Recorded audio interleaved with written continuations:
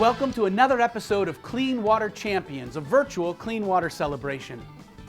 I'm your host, Brian Fox Ellis, and today we're going on a field trip, quite literally going into the field to go hunting with Shae Birkey.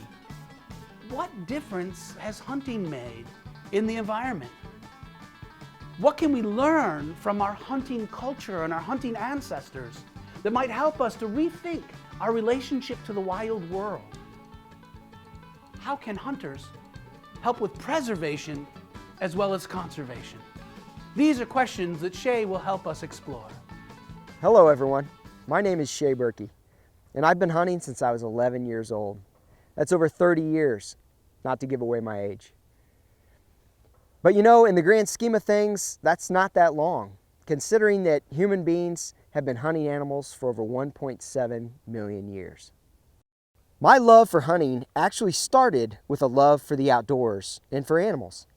I know that sounds contradictory, but believe it or not, hunters provide the greatest source of revenue for wildlife management here in the United States and in many other countries as well. I love to hunt a variety of game animals, and my sons are quickly becoming hunters as well. But hunting isn't just about harvesting game.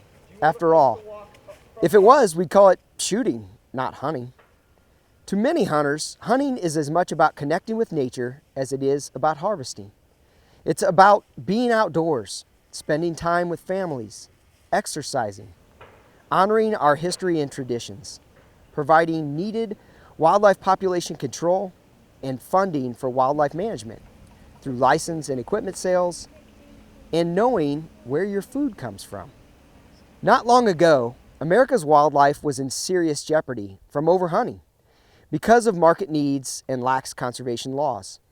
People harvested animals by the tens of thousands and even caused some wildlife species to become extinct in order to satisfy the market of hungry restaurant patrons, fur buyers, and clothing designers.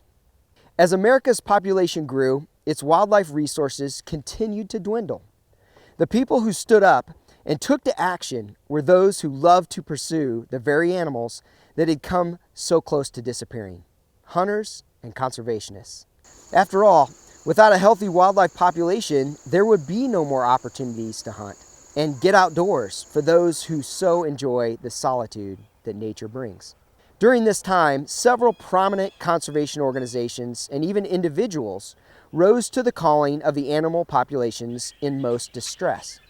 The North American Wildlife Model was created in order to establish game harvest laws, ensure science was the basis for conservation law, establish funding for the management of wildlife through hunting and fishing taxes and fees, and to ensure public lands were available for common use.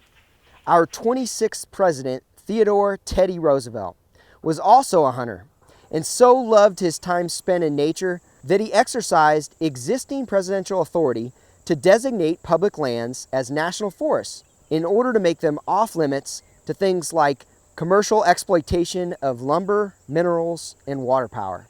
Roosevelt set aside almost 5 times as much land as all of his predecessor presidents. Another prominent and still relevant conservationist named Aldo Leopold was amongst those on the front line of managing wildlife in a more science-based manner. He wrote many books on that subject, as well as several books on hunting and conservation ethics, many of which are still talked about today. His book, A Sand County Almanac, is a series of lessons taught about conservation using stories from his life spent outdoors. This was the book that cemented my passion for outdoor recreation and led me to achieving a master's degree in conservation biology. I highly recommend it. Today, there are very different reasons for wildlife decline, of which habitat destruction is at the top. How will we continue to provide for the needs of so many people and still honor our commitment as wildlife stewards? Do you know the difference between conservation and preservation?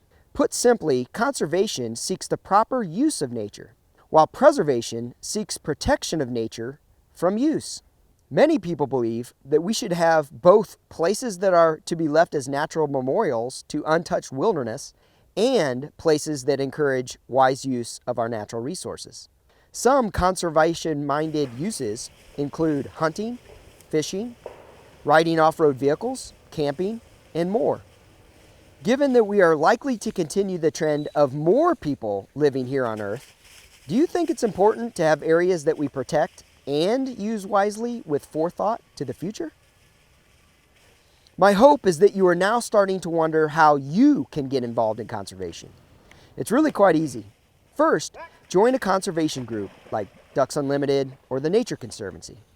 You can also contribute directly through taking a hunter education course, a Learn to Hunt course, buying your very own hunting and fishing licenses, and then going out and hunting using the hunting and conservation ethics that Aldo taught to represent responsible hunters the world over.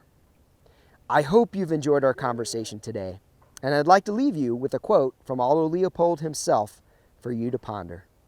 "We shall hardly relinquish the shovel, which, after all, has many good points, but we are in need of gentler and more objective criteria for its successful use."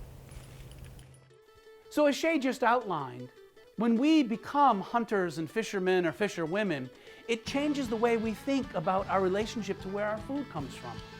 Where does your food come from? That steak and potatoes or that salad and lasagna? Who harvested those things? Whether or not you become a hunter, buying a duck stamp, that money goes directly to preserving wetlands and improving water quality. And maybe if you're not somebody who's going to pick up a gun or a bow and arrow or a fishing pole, maybe you'll pick up a camera like my cameraman Frank. And hunting with a camera will help to deepen your awareness of the wild things who share our home. In one of these ways, you too can become a clean water champion.